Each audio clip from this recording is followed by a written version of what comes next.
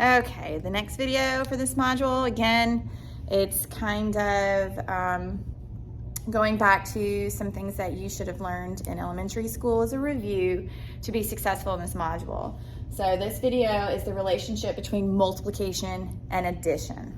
So the previous video was the relationship between addition and subtraction as inverses and multiplication and division as inverses. Now let's look at multiplication and addition. So basically, what you guys learned is that multiplication is repeated addition. You have to have this understanding that when you have 3 times 3, it's really 3 plus 3 plus 3. So you're adding together 3 groups of 3. Or you can use multiplication 3 times 3. And it looks a little different. Here you have 3 add-ins to get to 9 when we use addition, and you have 2 factors when we use multiplication, because it's 3 groups of 3, or this is 3 units plus 3 units plus 3 units, okay? So this is just a tape diagram to show how the addition would look. If it's multiplication though, the tape diagram would look a little bit different. The tape diagram would just be one tape diagram split into 3 units, and each unit has 3 in it, okay? So the tape diagram for multiplication looks a little different than addition, because addition is individual units, multiplication is groups, okay? All right, so here are some more examples. This one was fun because I wanted you to see repeated addition with different numbers. Typically, you've only seen them like this problem here. But here I have 3 plus 3 plus 3 plus 3 plus 4 plus 4 plus 4. So I got groups of 3 and groups of 4. I can add these together as individual units, which 4 3s make 12 and 3 4s make 12. And when you put those together, you get 24. But how would it look as multiplication? Well, I could write it like this. I could take these 3 4s and say, well, it's 3 times 4. And then I can add it to 4 3 times. And do I get the same answer? Yeah. 12 plus 12, which is 24. So having this basic understanding of how multiplication and addition relate to each other, it's, again, going to help you in this unit, especially when we start using variables. Here we've seen a lot of numbers. We haven't seen any variables being put into addition and subtraction problems, or multiplication division problems. So the next thing, part of this video, is the relationship between division and subtraction.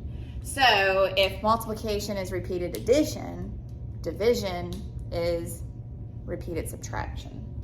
So my division problem here, to kind of relate to some of this, is 12 divided by 3, which y'all know is 4. We always model with easy problems so that you could get a good visual and a good understanding. If I model using really big, challenging problems, you're gonna get more caught up in the challenge of the problem versus the concept behind it. So that's why we choose easy ones. We'll build you up to the harder ones. But, so here is an example of the repeated subtraction. So basically, to model repeated subtraction with division is you have 12, okay? How many times do you have to subtract 3 to get to 0? Because with division, we want to get to that 0, right? That's what we've been learning. That's why we've been adding decimals and zeros and dropping them until we can get to 0. So here is what's happening. So if you have 12 and you're dividing by 3, you're going to continue to subtract 3 until you get to 0. So I know that I'm going to have to subtract it 4 times because I kind of already know the answer, but just to show you what's going on in the background of why it's 4. So if I have 12 and I take away 1 3, I get 9. I still got some more to take away. So then I take away another 3 and I get 6. I got, some more to do. So I take away another 3 and I get 3. And then when I take away that final 3, that fourth 3, I finally get to 0. So that is how relationship between division and subtraction. Now let's look at it with some variables, okay? So this is where we're gonna make things a little interesting. So how does this look when we have letters? How do we figure this out? Well, here I have 1, 2, 3, 4, 5 A's together, which are 5 of them, and I have 2 C's. Well, obviously, this is going to be, how many A's are there? Well, there are 5, and you're multiplying it by A. Just like up here, okay, you had 4 3's, so you take the 3's and multiply them by 4. You had 3 4's, you take the 4 and multiply it by 3. So imagine if these were letters and not numbers. Same thing. So with letters, you're looking at how many times am I adding them? 1, 2, 3, 4, 5. And how many times am I adding these? Twice. So you would write that as A times 5 and C times 2. But we're learning how to clean things up a little bit and make things look really pretty. So how to clean that up or write that perfectly? If you have a letter and a number, you put them right next to each other, okay? So I have 5 times A, which is just 5A, plus 2 times C, which is 2C. I accidentally wrote an A, but that's a C, just so y'all know. And then if somebody tells me what A is and somebody tells me what C is, then I can actually solve the problem. Right now, we don't know what A is, and we don't know what C is, but somebody could tell me and I could then solve the problem. So what if somebody told me, which I've written over here, that A is equal to 3 and C is equal to 2? Well, that would mean instead of the A, I would put in the 3, and instead of the C, I would put in the 2. And I get this down here, this one over here. So I put the 3 instead of the A, and the 2 instead of the C. 5 times 3 is 15, 2 times 2 is 4, and I add them together and get 19. So just there's steps and there's processes, and you gotta kind of go through one piece at a time. If you try to jump around and try to do too much too soon, then you're gonna end up with the wrong answer, or you're gonna get lost in your work. So just please make sure, okay, that you're keeping track of that.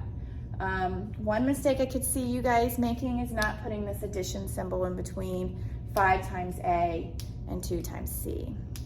You have to remember that that's in the middle of the group of A's and the group of C's. So that has to go in the middle of those 2 multiplication expressions, okay?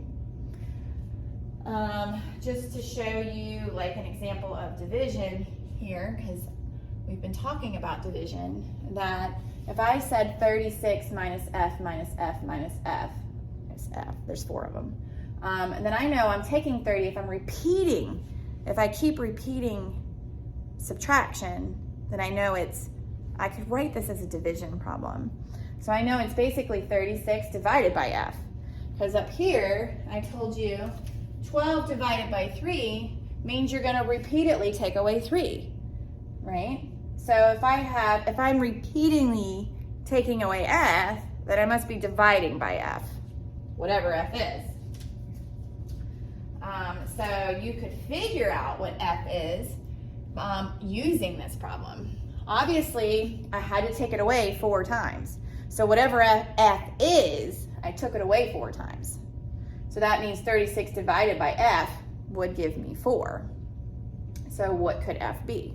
What do you divide 36 by to get 4? Well, it's 9, okay?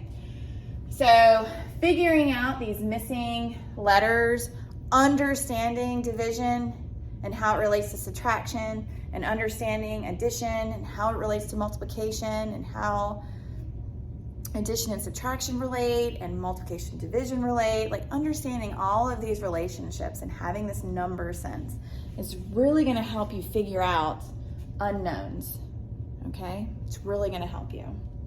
And so I just gave a really quick example here, and we've done some of this in our spiral review, but I have 18 divided by X equals 3. What's X? X is 6. We found it. I think no, I think that's it for these notes. So if you guys have any questions, please let me know.